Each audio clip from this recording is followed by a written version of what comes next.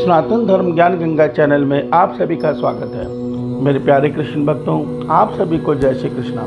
श्री भगवान आप सभी का जीवन आनंदमय, मंगलमय, भक्तिमय तथा धर्म की राह में प्रशस्त करें, ऐसी मेरी श्री भगवान जी से प्रार्थना है।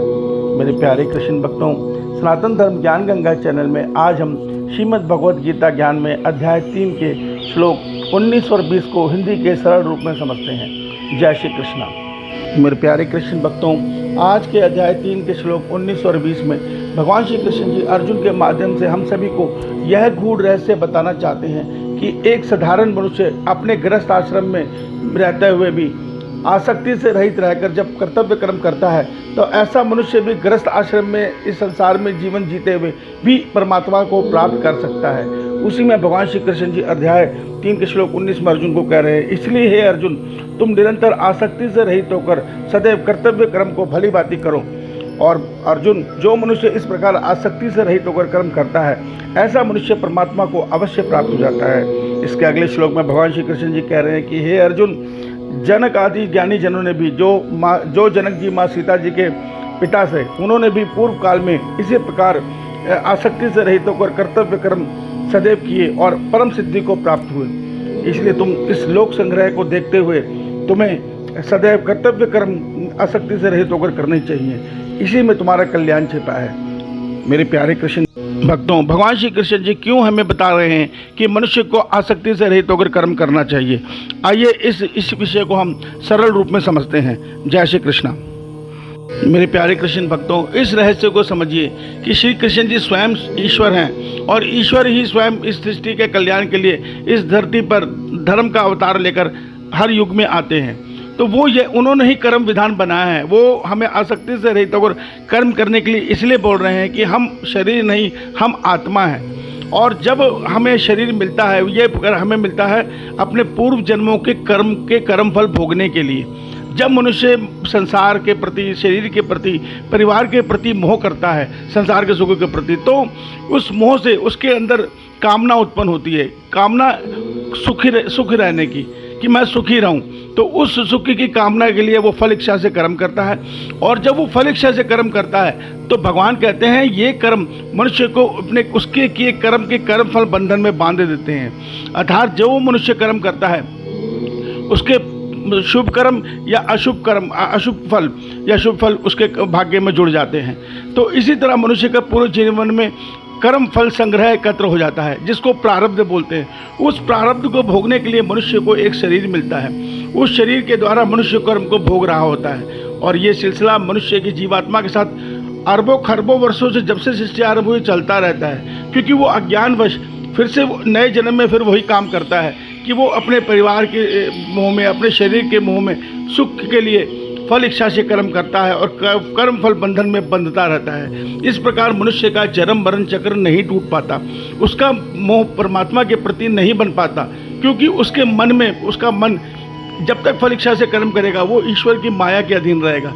और ईश्वर माया से परे हैं, तो ईश्वर तक पहुँचने के लिए भी मनुष्य को इन तीनों गुणों के माया से अलग होना है और संसार से विरक्त होना है। उसी के लिए भगवान कहते हैं कि हर मनुष्य का ये कर्तव्य है कि वो अपने मन को संसार के विषय भोगों से दूर करे, धीरे धीरे करके उनसे मन को वो अपने खींचे और निष्काम भाव से इस संसार में अपने आप को ईश्वर का सेवक मानकर कर्तव्य कर्म करे। कर्तव्य कर्म क्या होते हैं? जिससे प्राणी मात्र का जिस कर्म में भला हो, जिस कर्म के द्वारा संसार का भला हो, ऐसे कर्म कर्तव्य कर्म कहलाते हैं। जो निज स्वार्थ से ऊपर उठकर संसार की सेवा के लिए किए जाते हैं, उन कर्मों को निष्काम कर्तव्य कर्म बोला जाता है। ऐसे ही कर्म आसक्ति से रहित कर्म होते हैं। तो भगवान श्री कृष्ण जी अर्जुन को यही बता रहे हैं कि अर्जुन, तू युद्ध भी कर निष्काम भाव से। क्यों? क्योंकि ये युद्ध जरूरी है। देखिए, इस सत्य को समझिए। आज भारतीय सैनिक जो अपनी सीमा पर लड़ाई लड़ रहे हैं, तो वो दुश्मन को मार रहे हैं, उस दुश्मन को जो हमारे देश को हानि पहुंचाना चाहता है। तो उस काल में, द्वापर युग में, जिनके खिलाफ भगवान युद्ध करने को बोल रहे हैं, वो सब भी पाप बढ़ा रहे थे, वो सब भी गलत काम कर रहे थे। तो भगवान कहते हैं ऐसे पापियों को मार, इस सृष्टि से अधर्म का नाश कर और धर्म की स्थापना कर। तो इसीलिए भगवान कहते हैं हर मनुष्य का अपना अपना एक कर्तव्य है। मनुष्य को अपने कर्तव्य के कर्म में जीवन जीना चाहिए। जैसे ब्राह्मण का कर्तव्य ज्ञान से है, क्षत्रिय का कर्तव्य शूरवीरता से है, वैश्य का कर्तव्य खेती गोपालन अन्य क्रय विक्रय से है और शूद्र का संबंध सेवा भाव से है। तो इस प्रकार ये 4 गुण के जो मनुष्य हैं वो सब अपने अपने गुणों के अनुसार इस संसार की सेवा करें, वो निज स्वार्थ में जीवन को ना जिएं।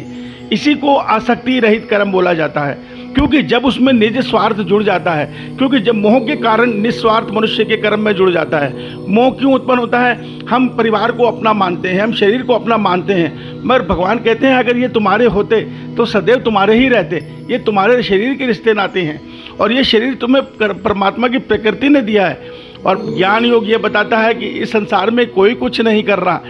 हम आत्मा को एक शरीर जीवात्मा को कर्म विधान के अनुसार परमात्मा की प्रकृति देती है। क्यों देती है? उसके पूर्व जन्म के कर्मों को कर्म फल भोगने के लिए।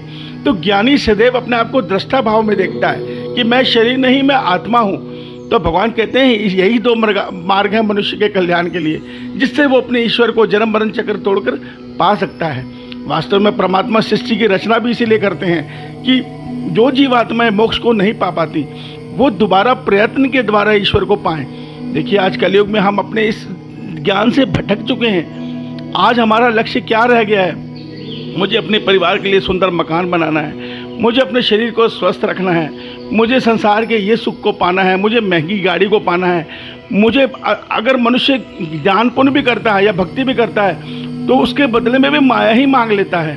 वो कभी भगवान से ये नहीं बोल पाता कि हे ईश्वर मेरी आत्मा को अपने परमात्मा में लीन कर लो, मुझे अब इस जन्म मरण चक्र से मुक्ति दो। या वो ये नहीं कहता कि मुझे हनुमान जी की तरह कर्म योगी बना दो, जो मन से अपने ईश्वर को याद करते रहते हैं और इस अपने शरीर से सदैव संसार की सेवा करते रहते हैं। तो मेरे प्यारे कृष्ण भक्तों, भगवान श्री कृष्ण जी के गीता के इस संदेश को समझो। बहुत गूढ़ रहस्य है ये। इसमें भगवान श्री कृष्ण जी उन गृहस्थ आश्रम के मनुष्यों को बोल रहे हैं जो कहते हैं कि हम भगवान की वैराग्य वाली भक्ति कैसे करें, हम तो गृहस्थ में हैं। तो भगवान कहते हैं कि तुम गृहस्थ रह के भी जीवन को जी सकते हो और ईश्वर को पा सकते हो। पूर्व काल में राजा जनक ने भी पाया, जिनकी 4 पुत्रियां थी, जो राजा थे, जिन्होंने संसार के प्रति अपने कर्तव्य कर्मों को निभाया। तो मेरे प्यारे कृष्ण भक्तों, इससे सुंदर संदेश और क्या हो सकता है? इस सत्य को समझो और श्रीमद् भगवत गीता को रोज सुनो, अपने जीवन में ढालो और सनातन खत्म होते सनातन धर्म को बचाने के लिए इसको अन्य लोगों को भी बताओ। इसी में हम सबका कल्याण छिपा है। जय श्री कृष्णा। मैंने पूरी ईमानदारी से, पूरी सरलता से आज इसके श्लोक को बोलने का प्रयास किया है। बाकी सब ईश्वर की इच्छा। ईश्वर आप सभी का कल्याण करे। जय श्री कृष्णा।